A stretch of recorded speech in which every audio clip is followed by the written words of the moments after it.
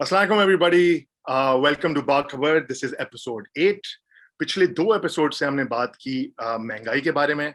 महंगाई किस तरीके से मेजर होती है पाकिस्तान में, क्या उसके चैलेंजेस हैं, एक आम पाकिस्तानी को महंगाई किस तरीके से असरअंदाज करती है, किन तबकात पर महंगाई किस तरीके से असरअंदाज होती है, what are the causes of inflation.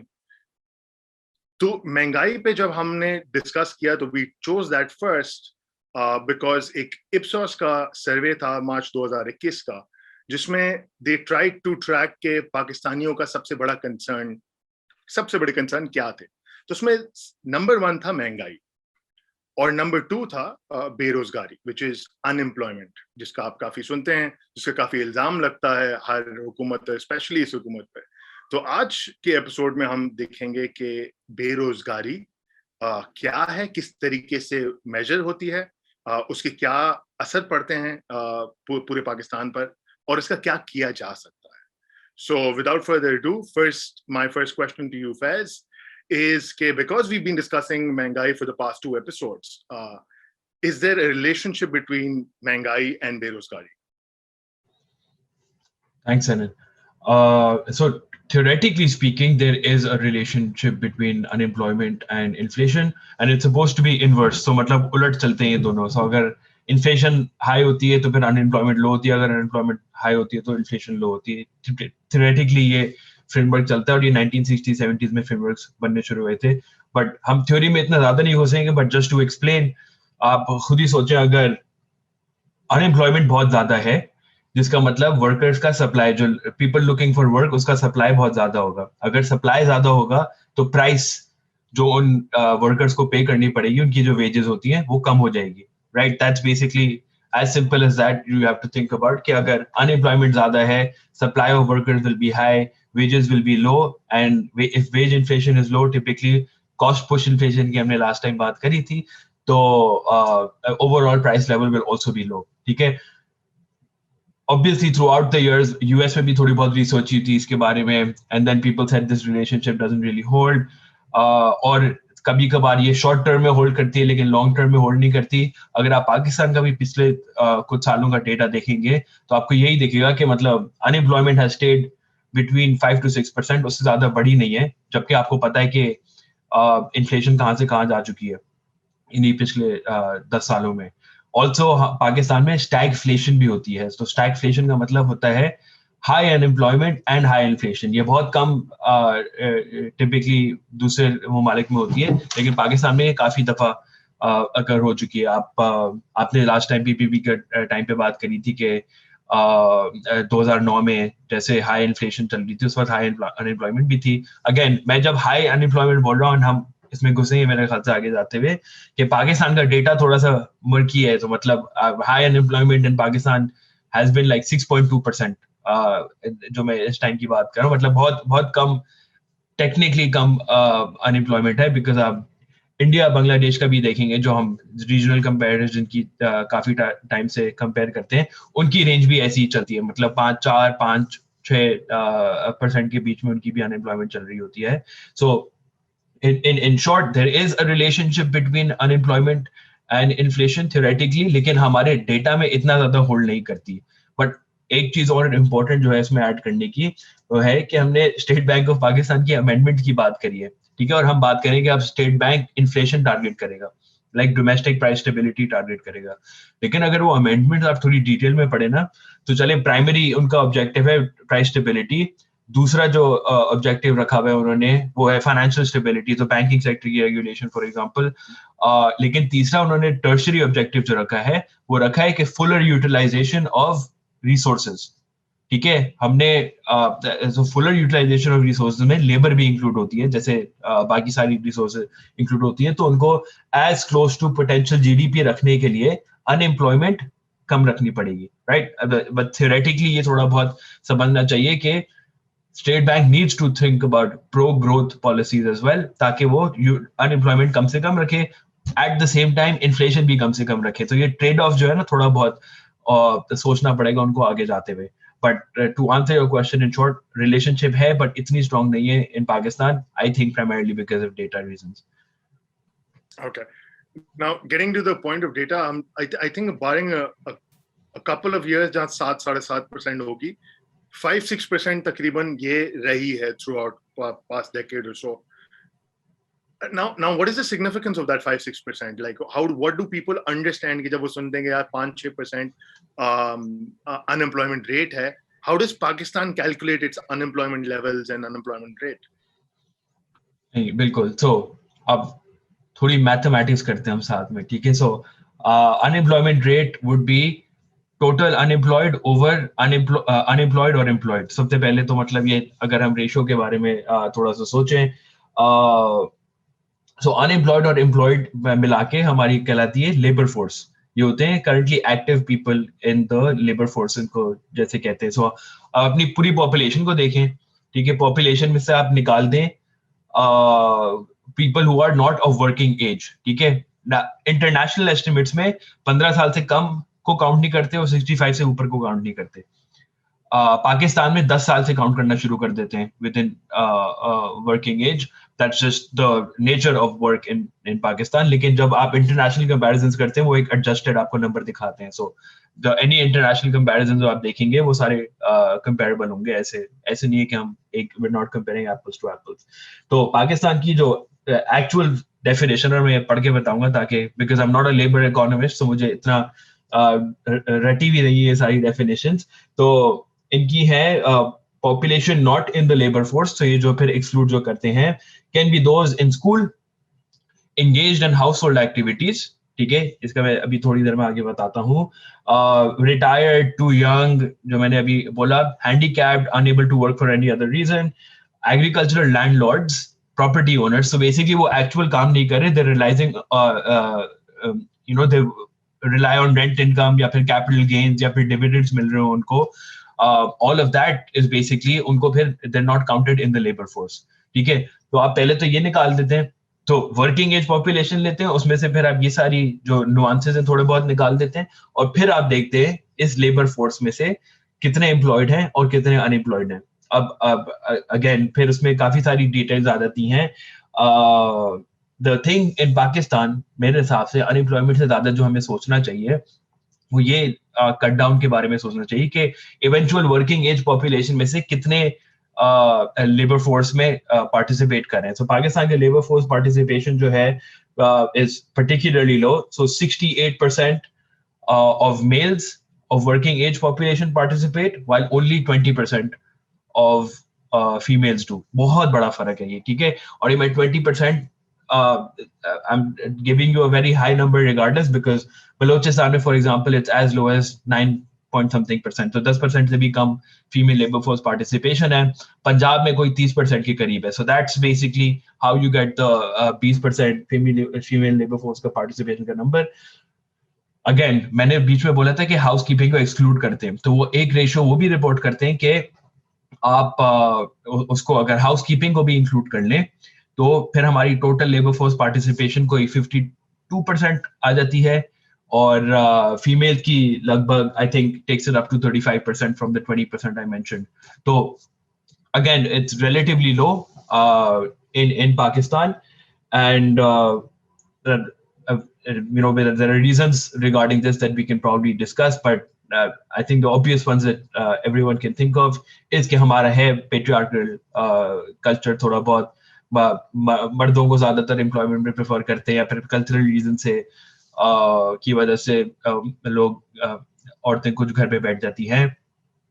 But maybe let's get into the details later. I'm also not super comfortable with two guys talking about this. I think अगर हम female perspective सुने, you will hear all sorts of things like security and safety being an issue. Urban areas में हम समझते हैं कि हम बहुत मतलब अगर कराची के रहने वाले हैं तो फिर urban areas में female participation will be higher. It's actually not. Female unemployment is higher in like cities like Karachi. Urban areas में generally ज़्यादा होती है, primarily because of security and safety reasons. आखिरी point I guess is around this, but if I could think of reasons, is कि आपके day care center facilities के मतलब आपने पाकिस्तान में कितना ही सुना होगा आपने के, तो अगर जो काम करती भी है वो अपनी टिपिकली अम्मा के घर पे या पेरेंट्स के घर पे बच्चों को छोड़ के जाती हैं अगर वो if they're at a young age. All of these complications really hamper female labor force participation in Pakistan. So that's a very concerning statistic. I know for a fact कि 20 से 25% जो है of females who with a bachelor's and a master's degree, I think 25% for a master's degree and 20% or something for the bachelor's degree, are females who do not enter the workforce. And I can count on my hand the number of MNCs and FMCGs that have those daycare centers. But yes, it's awkward for two men to be talking about the issues that females have in this country. But we'll get back to that. I want to stick to data because you spoke about. एक अगर मैं इसमें statistic बस add कर दूं, I know it's awkward but I think awareness तो for sure raise करनी चाहिए है इसके बारे में. व्हेन यू से के यूनिवर्सिटी ग्रेजुएट्स जो हैं 25% एंटर कर रहे हैं लेबर फोर्स में फीमेल्स, रिमेंबर के university enrolment is half and half. तो इट्स नॉट लाइक के अगर मतलब people can come in and से के मतलब कम less women are going into universities और तभी graduates कम होंगे इसलिए 25% enroll whatever they're getting jobs. But remember, half and half आपकी university enrollment है, so that education is really not the issue over here. Yeah, so again, my view of things was कि 100 अगर females graduate होती हैं उसमें से सिर्फ 25 काम करती हैं. Now, this is across industries. They could be doctors, they could be business graduates, engineers, whatever, right? Regardless of the amount of money that they spend, regardless of the amount of time and skill that they've acquired, some reason or the other, and there's many reasons to this, 75% are not being absorbed into the workforce. We'll get to that. I would stick to my question on data. How is unemployment measured? Just like inflation, like last time you described, कि यार inflation में हो ये रहा था कि we calculate weightages based on like every 10 years or something, right? And that was one of the issues कि यार if we were to do this more frequently and more regularly, we would have more representative weightages. That was a concern with regards to the measurement of inflation. Do we have similar challenges with unemployment data, and what kind of challenges do we have in Pakistan? Yeah, सबसे पहला challenge मेरे हिसाब से है कि वो data release नहीं करते. I think in general if you think about it, तो लेबर फोर्स सर्वे टेक्निकली हर साल होना होता है. तो जैसे उनका अपने हर 10 साल की बात करी कि उनका प्राइस वेटेजेस कैलकुलेट होती है. लेबर फोर्स की सर्वे जो है वो हर साल होना होता है, ठीक है, और हर अगले साल रिलीज होना चाहिए. सो हमारे तक अभी लास्ट जो survey and this data that we are talking about was last done in 2017-18, ठीक है. जब के बाद से अभी तक डेटा रिलीज नहीं हुआ है. सुनने में आया है, एक्चुअली एक फुट नोट में लिखा हुआ है in one of the reports कि 2018-19 का सर्वे हो चुका है बट इट्स अवेटिंग अप्रूवल, ठीक है. तो हमारे पास 18-19 का अभी तक डेटा नहीं आया है, हम 21 में पहुंचे हुए, राइट. अब इसमें like think about how concerning this is कि आपने अभी कोविड एक्सपीरियंस करा है, आपने सबसे ज्यादा इंपॉर्टेंस रियलाइज करी है इन लेबर स्टैटिस्टिक्स की, ठीक है. एहसास प्रोग्राम को had to and they did a fantastic job of trying to understand without data के कहाँ से. सो आपने सेल्फ रिपोर्टिंग उन्होंने शुरू करी, जो आप टेक्स्ट SMS करते थे एटसेट्रा, एंड वो सब करने की आपको जरूरत इसलिए पड़ी, वो सोशियो इकोनॉमिक रजिस्ट्री बनाने की जरूरत इसलिए पड़ी क्योंकि आपके पास डेटा नहीं है, ठीक है. आपको एम्प्लॉयमेंट रिकॉर्ड्स कोई अंदाजा नहीं है. ये सर्वे भी जो होता है वो कॉलें होती हैं और वो पूछते हैं, they ask you about last week. तो उसी तरह रिप्रेजेंटेटिव सैंपल देखते हैं पाकिस्तान का और फिर हाउस होल्ड्स को कॉलिंग करते हैं कि पिछले हफ्ते आपकी एजेस पूछेंगे, एम्प्लॉयमेंट पूछेंगे, पिछले हफ्ते की कितने घंटे आपने काम करी, वर यू एम्प्लॉयड और अनएम्प्लॉयड, अनविलिंगली, विलिंगली, ताकि वो लेबर फोर्स में क्लासिफाई करें कि ना करें. और सो इट्स वेरी क्रूड मेरे हिसाब से. ऐसे सर्वेस 100% होने चाहिए, मैं ये नहीं बोल रहा कि नहीं होने चाहिए, लेकिन थिंक अबाउट अगर हमारे पास ये socio economic registry real time में अपडेट हो रही हो, ठीक है. अब वो रियल टाइम में अपडेट कैसे होगी अगर लोग for example would be registered. हमारी फॉर्मेलिटी इकोनॉमी में ज्यादा होगी, इनफॉर्मल इकोनॉमी हमारी जो है कोई एम्प्लॉयमेंट के लिहाज से 72% are employed in informal sector. अब अगर इनफॉर्मल सेक्टर की इतनी ज्यादा प्रोपोर्शन है तो उसमें आपको डेटा गैदर करना फ्रॉम रियल टाइम सोर्सेज से बहुत ही मुश्किल होगा, ठीक है। The only way that you can probably do this well is कि अगर सोशल सिक्योरिटी आपकी बेहतर हो, एहसास प्रोग्राम की रजिस्ट्री की जो हम बात कर रहे हैं, अगर लोग विलिंगली रजिस्टर करें कि हमारी ये अनएम्प्लॉयमेंट है और you know to get funds for example, या फिर हमारी एम्प्लॉयमेंट इतनी है और टैक्सेस हमें इतने देने चाहिए हैं। साउंड्स लाइक अ पाइप ड्रीम इन पाकिस्तान, लेकिन इसी तरह डेवलप्ड ममालिक चलते हैं। द यूएस फॉर एग्जांपल हर हफ्ते रिलीज करता है एम्प्लॉयमेंट डेटा, तो हम बहुत ज्यादा फर्क है। हमने 17-18 में आखिरी लेबर डेटा रिलीज करा था और the US does it on a weekly basis. Actually एक जमाने में हम क्वार्टरली डेटा रिलीज करते थे, लेकिन I don't know what happened and why वो फिर सालाना बन गया और अब आई थिंक 3 साल से नहीं निकला। But this is something that I think Pakistan Bureau of Statistics really needs to work on. एक तो yes, so which means कि 3 साल से अभी तक डेटा हमारे पास नहीं है, we're moving on that data or estimates.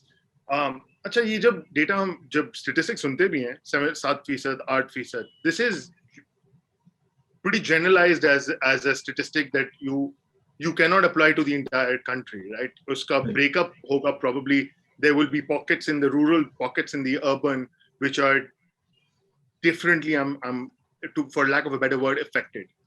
What is the case for that in Pakistan? नहीं, बिल्कुल। तो हमने फीमेल और मेल्स की पहले से बात कर ली है, so let me start with that data. First आपकी ओवरऑल एम्प्लॉयमेंट हमने बोला 5 to 6%, 5.8% है लास्ट रिकॉर्डेड आपकी जो अनएम्प्लॉयमेंट है। उसमें मेल्स की कोई आपकी है 5.1% और फीमेल्स की है 8.3%। तो सबसे पहला ब्रेकअप तो आप ये समझ लें, ठीक है। फिर आप रूरल एरियाज में जब जाते हैं उनकी अनएम्प्लॉयमेंट 5% के करीब है, अर्बन की कोई 7% के करीब है। सो again, urban dwellers usually don't think that they are worse off in economic terms, but definitely in this case, unemployment in urban areas is higher. ठीक है, female unemployment is 17.5% in urban areas. ठीक है, तो आप उससे फिर आप समझना शुरू कर दें, जो हम कंसर्न्स की पूरी बातें कर रहे थे, it's for sure more of a urban phenomena. और भी अगर सर्वेज अगर आप देखना शुरू करें अर्बन और रूरल एरियाज का डिफरेंस देखने के लिए, तो आप देखेंगे labour force participation is higher in rural areas, ठीक है, and you will have more people per household working, ठीक है, और लोग कंट्रीब्यूट करते हैं आमदनी की towards earning a living in rural areas, ठीक है। उनके हाउस होल्ड साइजेस भी बड़े हैं वैसे तो, लेकिन more people contribute to employment in rural areas. Again, exact stats: 3.1 earners per household in rural areas, 2.1 in urban areas. So एक बंदा पूरा या बंदी अलग है, ज्यादा है in rural areas. Again, female labor force participation जैसे मैंने mention करा 22% in rural areas. ये जो मैंने 3.1 का बोला are female. In urban areas it's 15%. So massive differences in rural and urban areas. Remember, rural areas make up 63% of our population, so it's quite a significant chunk. और labor force का कोई employed का कोई 66% employment उधर से आती है. Most interesting for me was also, and maybe we can talk about this next, is कि जैसे आप हमने इन्फ्लेशन में भी बात कर चुकी है क्विंटाइल्स की, ठीक है, कि निचला तबका 20%, सबसे ऊंचा तबका जो है 20% अगर आप कंपेयर करें, तो ये क्विंटाइल्स 1 to 5 अगर आप कंपेयर करें तो आप देखेंगे नंबर ऑफ अर्नर्स पर house hold actually goes down. तो जो अमीर हाउस होल्ड हैं उसमें कम लोग काम करते हैं और पुअरेस्ट में ज्यादा लोग काम करते हैं। And obviously once I tell you the statistics आप बोलेंगे हाँ चलो वो गरीब लोगों को ज्यादा काम करने की जरूरत पड़ती है, बट मेरे हिसाब से मैं उलट सोचता हूँ कि उसमें अमीर हाउस होल्ड में एजुकेशन ज्यादा है लेकिन फिर भी काम कम कर रहे हैं लोग, सो ऑटोमेटिकली यू नो कि लेबर फोर्स में पार्टिसिपेशन कम हुई है और अनएम्प्लॉयमेंट भी उधर ज्यादा है। सो दिस इज अमीर तबके में जब हम देखते हैं कि लोग कम काम करते हैं, we have to think about it in this terms कि वो काम करना चाहते हैं एंड नहीं कर सकते, या so two things, are they able to be employed and work, or are they looking for work but not getting work? Is So there a दोनों difference? so again दोनों चीजें ठीक है. पहली जो आपने बोला कि लुकिंग फॉर वर्क, अगर लुकिंग टू फॉर वर्क होंगे तो लेबर फोर्स में इंक्लूडेड होंगे. सबसे पहली बात ये है, labour force participation is lower in urban areas. ठीक है, ये तो पहली मैंने चीज बता दी. तो दैट्स लोअर. तो पहली बात, less people are willing and looking for work, ये दूसरी. But unemployment is also high. तो अगर वो लेबर फोर्स में इंक्लूडेड है तो एंड लुकिंग फॉर जॉब्स, उनको एम्प्लॉयमेंट भी कम मिल रही है. ठीक है, मतलब it's something to think about कि दोनों एंड से वो थोड़े वर्स ऑफ है. Again this has to do with job creation etcetera, and maybe let's talk about that when the time comes. Okay. So एक तो हमने जब स्टैटिस्टिक की बात की तो we used sort of broke it down into यार rural और अर्बन के बीच में what is the kind of breakup. फिर I think there's also a very interesting breakup in the age brackets. कि यार between young, middle age, old के बीच में भी there's a very interesting breakup, and that has a lot to do with when we constantly speak about Pakistan's demographic dividend. तो फिर especially I want you to focus on youth unemployment because I just feel that might be on the rise. ठीक है, इसमें demographic dividend जो है ना, इसकी may be let's talk about that. तो पाकिस्तान का बेसिकली हिस्टोरिकली केस क्या हुआ है कि हमने बोला यंग पॉपुलेशन, मीडियन एज 23, और मतलब फ्यूचर में बहुत ग्रोथ आने वाली है हमारी, क्योंकि हमारा जवान बाहर निकलने वाला है एटसेट्रा. तो पहली बात ये कि हमारा डिपेंडेंसी रेशियो एक चीज होती है. डिपेंडेंसी रेशियो मतलब कि आपकी, अगर आप अपनी पूरी पॉपुलेशन को देखें तो उसमें 15 एज, सो 0 to 15 एज में, और 65 प्लस, सो बूढ़े और यंग लोगों को अगर आप देखें तो उसका रेशियो क्या है पाकिस्तान में. ठीक है, तो ये कोई आई थिंक 89% होता था, I don't remember the exact, 90% के करीब अगर नंबर होता था, ये अब 65% तक आ गया है. विच मीन्स आपकी डिपेंडेंसी रेशियो कम हो रहा है, और ये यूथ की जो आप बात कर रहे थे वो अब आना शुरू हो गई है लेबर फोर्स में. ठीक है, और काफी हद तक आ गई अगर इतना ड्रॉप हुआ है. I think youth dependency ratio अगर 82% से 58% तक पहुंच चुका है. तो काफी ज्यादा फर्क आ गया है. और मतलब so you I would say almost कि आप उस डेमोग्राफिक बल्ज जो बोलते हैं ना, यूथ बल्ज, उसमें है. अब इसके वर्ल्ड बैंक की जो इसमें कैलकुलेशन है वो ये है कि जैसे ये यूथ आता रहेगा और जैसे आपकी लेबर फोर्स बढ़ते रहेगी, आप खुद ही सोचो ना, अगर पॉपुलेशन बढ़ी है तो लेबर फोर्स बढ़ी है, अगर लेबर फोर्स बढ़ी है तो आपको जॉब्स और चाहिए होंगी.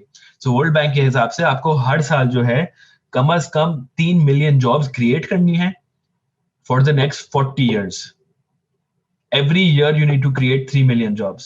ठीक है, जिसमें से 2.1 million needs to be for young people. So new entrants into the labor force.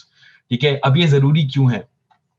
तो youth unemployment is already high in Pakistan. ठीक है, आपके जो नंबर्स हैं, टिपिकल नंबर्स आर के double the adult unemployment rate is what the youth. उसके हम data डाल देंगे कि आप कंपेयर कर लें कि यू विल सी 14 से 15% के बीच में यूथ अनएम्प्लॉयमेंट चल रही होगी. तो काफी ज्यादा है यूथ अनएम्प्लॉयमेंट. ठीक है, one easy statistic for everyone to remember is के people not in employment, education और ट्रेनिंग, ये एक फैक्ट डेटा पॉइंट यूज करते हैं लोग, of young people is 30% in Pakistan. ठीक है, सो ना वो पढ़ रहे हैं, ना वो ट्रेनिंग में है, ना वो एम्प्लॉयमेंट में. 30% यूथ जो है ऐसा बैठा हुआ है हमारा भी पाकिस्तान में. ठीक है, दैट्स क्वाइट सरप्राइजिंग कि आपको, अगेन व्हेन आई से यूथ, आई डोंट मीन के 0 to 15 years of age. I mean youth की ऑफिशियल डेफिनेशन पाकिस्तान में 15 to 29 years of age. तो समथिंग टू रिमेंबर कि इन लोगों को या तो पढ़ना चाहिए, या ट्रेनिंग में होना चाहिए, या फिर काम करना चाहिए, और 30% कुछ भी नहीं कर रहे. Why is all of this important? is जैसे हमने डेटा की शुरू में बात करी कि कोविड के दौरान ये डेटा कितना जरूरी हो गया होगा. तो जहां हमें 3 मिलियन जॉब्स क्रिएट करनी है, उधर ILO which is the international labour organisation, उनका एस्टिमेट था पाकिस्तान में कि 1.5 to 2 मिलियन जॉब्स आपकी लूज हुई हैं ड्यूरिंग कोविड. ठीक है, अगर ये this is the case, last survey के हिसाब से कोई 3.8 या 4 मिलियन कहने तकरीबन अनएम्प्लॉयड थे पाकिस्तान में अकॉर्डिंग टू द लास्ट सर्वे। अगर 2 मिलियन होते तो वो ऑलमोस्ट मतलब 50% से बढ़ रही है अनएम्प्लॉयमेंट आपकी, जहां 5.8% है वो कोई 8-9% तक चले जाती अनएम्प्लॉयमेंट। लेकिन आपके पास ये डेटा नहीं है to be able to say stuff like that. तो कोविड का इम्पैक्ट फॉर एग्जांपल आप इतना एक्यूरेटली प्रिडिक्ट नहीं कर सकते। सो जहां आपको 2 मिलियन यंग लोगों के लिए जॉब्स क्रिएट करनी है, उधर एक्चुअली जॉब्स जा रही हैं। सो उनके एस्टिमेट से कोई 22% यूथ अनएम्प्लॉयमेंट पहुंच चुकी थी during Covid, varies between 17 to 22%, which is quite high in general. Okay, so I know the data on that is मतलब इतना आसान नहीं है इसको बिल्कुल इस तरीके से कैलकुलेट करना, बट रफली स्पीकिंग अगर आप 1.5 मिलियन जॉब्स लूज कर चुके when you should be adding 3 million jobs to capitalise on the demographic dividend, so आप 4.5 के खसारे में रफली बैठे हो basically, yeah, right, basically 4.5. yeah. And how will those, so that leads us to a very good next logical question segue कि यार दो या तीन parties have to come together to make this work. ठीक है, you could say private companies, the private sector has to come to the table. The government has to come, obviously is a part of this equation, and then obviously there's the supply side and the demand side. So and then the youth or the people who are looking to be employed in terms of working on their employability. All of these things have to fit well into this equation if this has to work. So what are some of the things that you can offer as solutions to this ever persistent unemployment problem? ठीक है, so again I'm not a labor economist, तो मैं इधर बैठ के solutions as such offer नहीं करूंगा। हमने जिन चीजों की बातें करी हैं उसके बारे में सोचना चाहिए। तो गवर्नमेंट के हिसाब से अगर हम पहले शुरू करें, आप डेटा फिक्स करें सबसे पहले। तो मेरे हिसाब से, क्योंकि यही जो आप जो खसारे की बात करें कि हो सकता है 4.5 मिलियन जॉब्स हमें चाहिए हो, according to the Pakistan Institute of Development Economics, जो पाकिस्तान का पाइप जो डेवलपमेंट इकोनॉमिक्स का सेंटर है, उनकी जो कैलकुलेशन थी ना, जहां आईएलओ बोल रहा था कि 2 मिलियन या 1.5 मिलियन जॉब्स आ जाएंगी, उनकी कैलकुलेशन थी 0.6 मिलियन जॉब्स जाएंगी कोविड में। हाईएस्ट वर्स्ट इंपैक्ट उनके जो था, तो उनके हिसाब से कोई 6.6% अनएम्प्लॉयमेंट तक पहुंच जाती और समथिंग अलोंग दोस लाइंस। ठीक है, आपके पास डेटा ही नहीं है प्रॉपर्ली ये चीजें मेजर करने का, तो आपको ये डेटा इंप्रूव करना है। And I think they are working on this, जो एहसास प्रोग्राम के साथ जो रजिस्ट्री बनाएंगे, होपफुली दैट हेल्प्स। ठीक है, आपको उसमें पता होगा डेली वेजेस कितने, आपको किस तरीके का सपोर्ट प्रोवाइड करना है, एहसास प्रोग्राम के अगर फंड प्रोवाइड करने हैं तो किसको प्रोवाइड करने हैं, क्लीनअप्स भी हो रहे हैं उस लिस्ट में। सो आई वुड से इसमें काम शुरू हो गया है, but more work needs to be done. सबसे पहले तो आपको ये है, ठीक है। Then you need to have, there are 2 problems. ठीक है, तो अब सबसे मैसिव प्रॉब्लम मेरे हिसाब से है ना, वो एक्चुअली है फीमेल लेबर फोर्स पार्टिसिपेशन का। कि आप अगर बांग्लादेश की हमने बहुत बात करी है इस पॉडकास्ट में, ठीक है, हमारी जहां 20-22% लेबर फोर्स पार्टिसिपेशन है, वहीं बांग्लादेश जो है 36% पे बैठा हुआ है। ठीक है, एंड इट्स राइजिंग। उन्होंने जो काम किया है अपनी फीमेल्स को एम्पावर करने में, इट्स बीन फैंटास्टिक। ठीक है, रेडीमेड गारमेंट्स का जो उनका सेगमेंट है, it's dominated by females.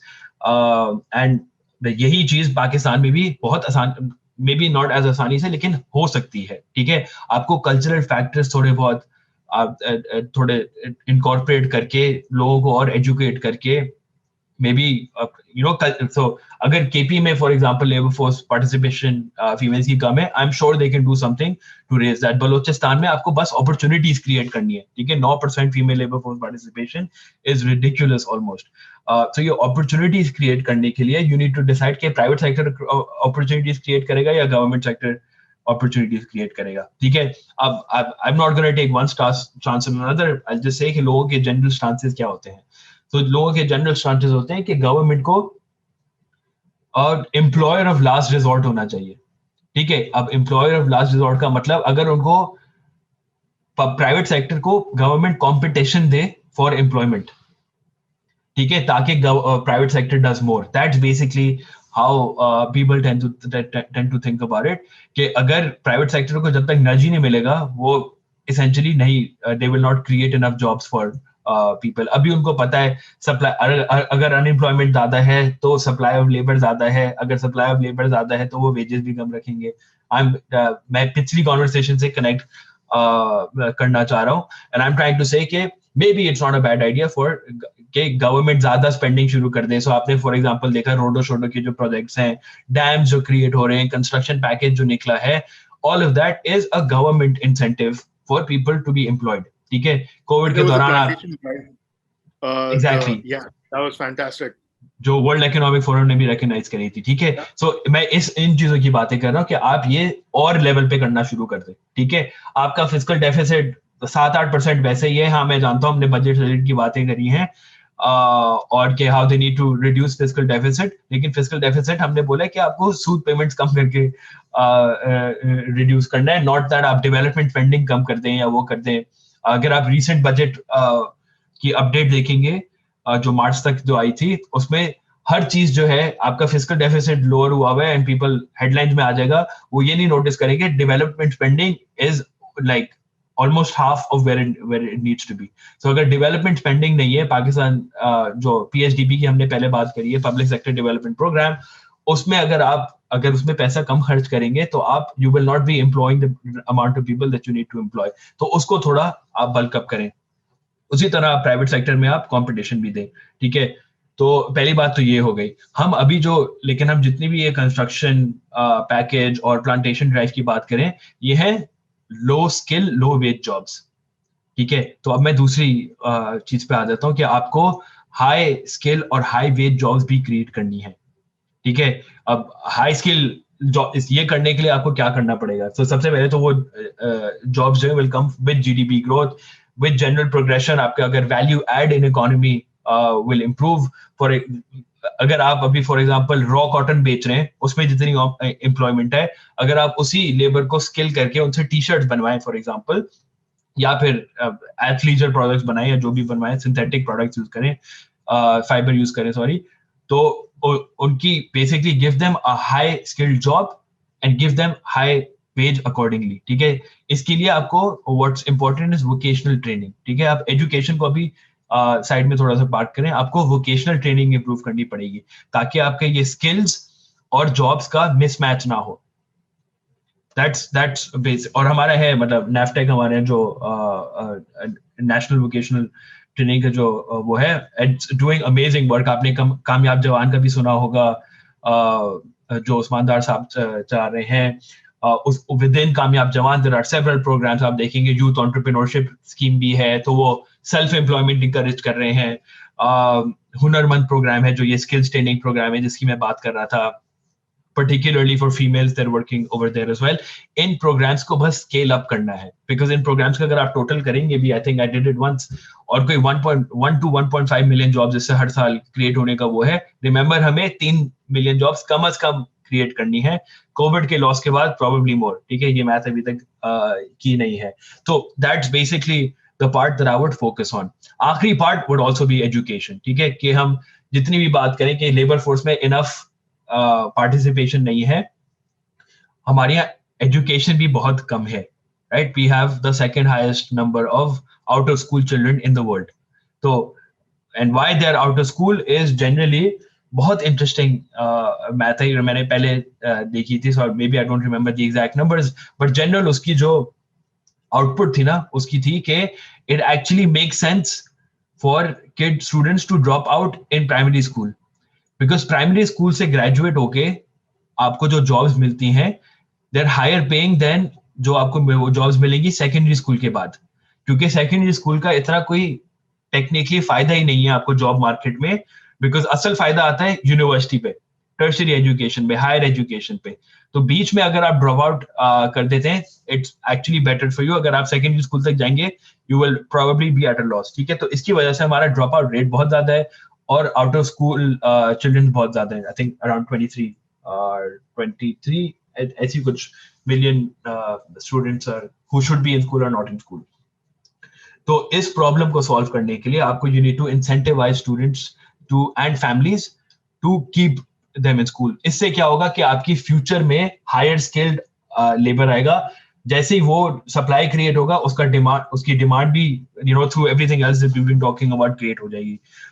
So these are the factors that I'd say focus on. Again, मैं कोई इकोनॉमिस्ट के हिसाब से ये नहीं दे रहा. मैं generally knowing a bit about the economy उसके हिसाब से थोड़ी ये सजेशन दे रहा हूँ कि आप गवर्नमेंट डेटा इंप्रूव करें. Government becomes offers at least a source of employment as an employer of last resort. It encourages female labor force participation, encourages higher skilled jobs, encourages skills training, and lastly also encourages education because our state of education is quite bad. Yeah, so also encourages entrepreneurship. Bilkul. Yeah, job creation. Acha, I think my last question to you would be, Kiat, you've mentioned twice in different breaking down different questions. The very concerning statistic about 20% of the females are participating in the labor force. You mentioned Bangladesh was at 36%. I know Vietnam, I think, is at 70+%, which is crazy. I think you've touched upon what the factors are, but I'd love if you could go to a little bit more detail. I know it looks a little unfair to privileged men, speaking about the everyday issues that are keeping females from being part of the progress that this country has the potential for. But generally, for awareness, I'd like people to understand कि यार मसला क्या है और how have other countries coped with this? And how are other countries faring? And how could we possibly incentivize more participation in female forces? I know for a fact you've done this piece on the dairy sector as well. So I'd love to know about that example. So मैंने जो piece की जो बात करें वो Pakistan business council के साथ हमने एक आर्टिकल लिखा था, there centre for responsible business. अगर उनके साथ जो काम किया था and amazing work that they are doing, तो काम इधर हो रहा है. वेयर जो सबसे पहले जो बात है ना वो है कि लोगों को अवेयरनेस क्रिएट करनी पड़ेगी कि फायदा क्या है इन सब चीजों का. ठीक है, तो IMF ने रिपोर्ट निकाली कि पाकिस्तान की GDP 30% बढ़ जाएगी. सो 30% इंक्रीज इन GDP अगर आप female labour force participation increase करें.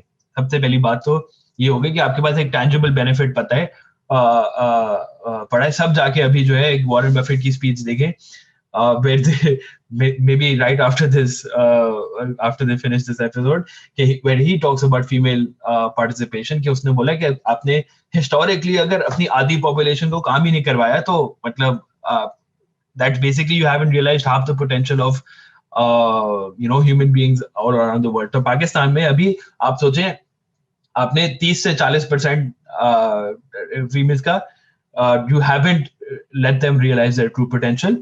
So सबसे पहले तो ये करना हम शुरू कर दें अवेयरनेस क्रिएट करके. एक और चीज जो साथ में हो रही है वेरी इंटरेस्टिंगली, SCCP ने रिपोर्ट निकाली showing profitability with involvement of females at leadership positions. ठीक है, तो आप क्योंकि अगर आपको नंबर्स ही देखने हैं, आप for example investors lounge is involved in capital markets, उन्होंने यही सो लिस्टेड कंपनीज की दिखाई या रजिस्टर्ड बिजनेसेस के दिखाई कि profitability, so return on assets क्या है और रिटर्न ऑन इक्विटी क्या है. And you will see in every case जहां आप विमेन को इन्वॉल्व करते हैं उधर प्रॉफिटेबिलिटी ज्यादा है. ठीक है, जो आप डेयरी उसकी बात कर रहे थे, दैट्स मोर फॉर कि मैं बांग्लादेश से कंपेयर इसलिए कर रहा हूँ बिकॉज कल्चरल तो आपका इशू है. ठीक है, अब जब तक वो cultural issue, I don't know if it's how you can get rid of it given the nature of Pakistani population in general.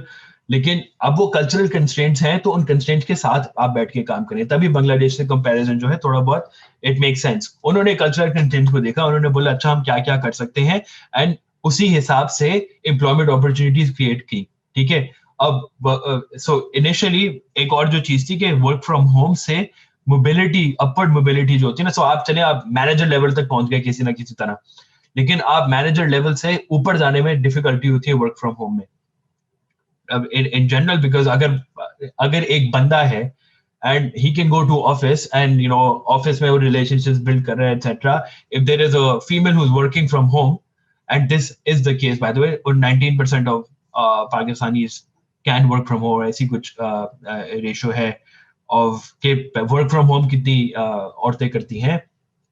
So if you अब जाके कोविड के बाद जब work from home is become more acceptable, hopefully more and more people can actually become part of the labor force because they know कि आप घर से बैठ के काम कर सकते हैं. There's a terrific startup called Dot in Line, and I know हमने पहले discuss नहीं करा, but they're providing employment opportunities for women at home.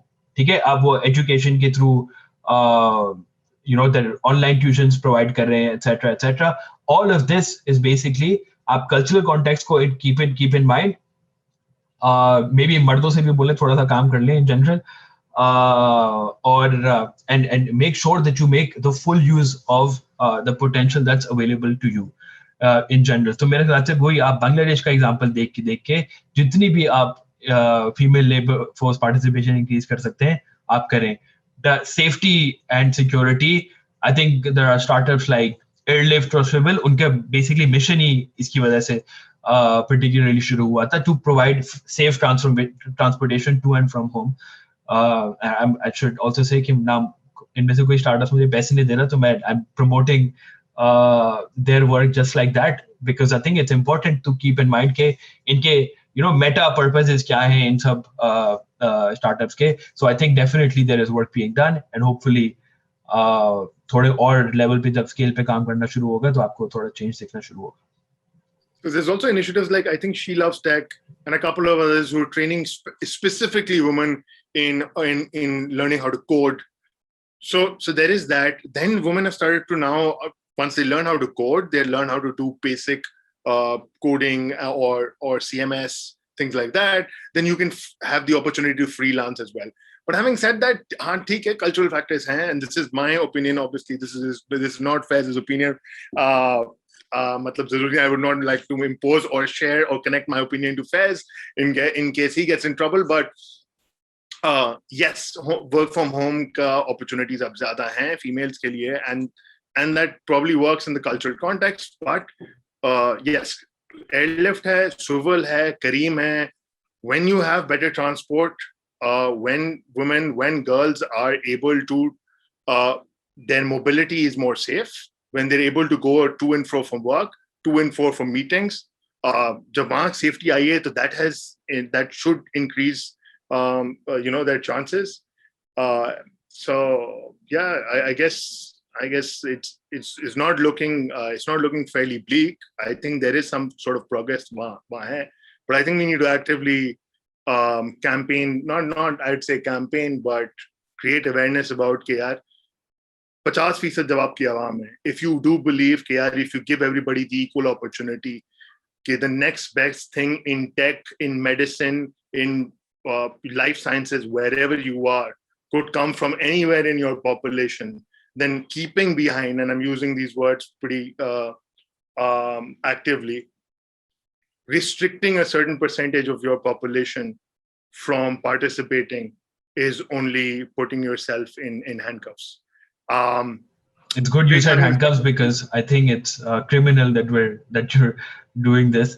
और मैं वर्क फ्रॉम होम की जनरली बात इसलिए कर रहा था बिकॉज सर्वेज ऑब्वियसली होते रहते हैं, तो उसमें यू विल फाइंड के 83% of women say they cannot work outside the home because of household responsibility. 83%.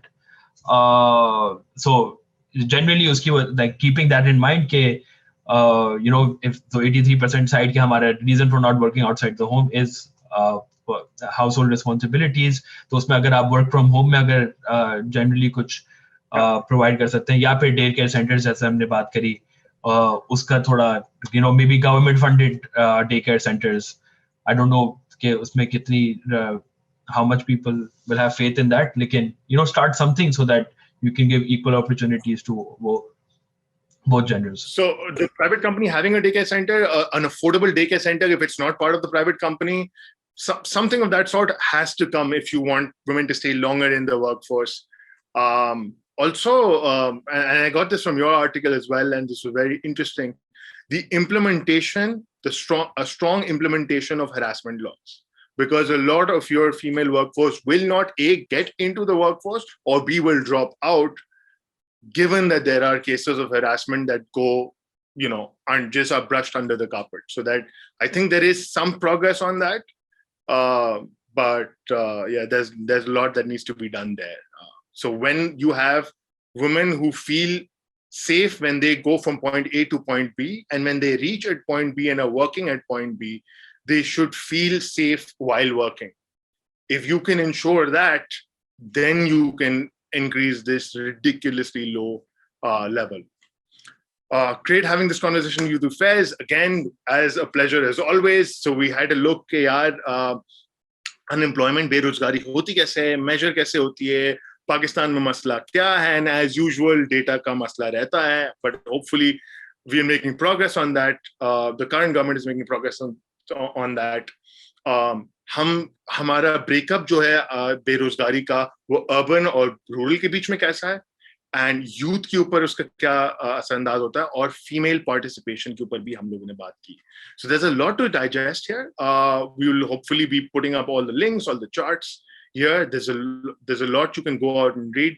Neither of us is an absolute expert on this, but hopefully we've gotten across enough content for you to have and take forward this conversation. And on that note, until next time, Allah Hafiz.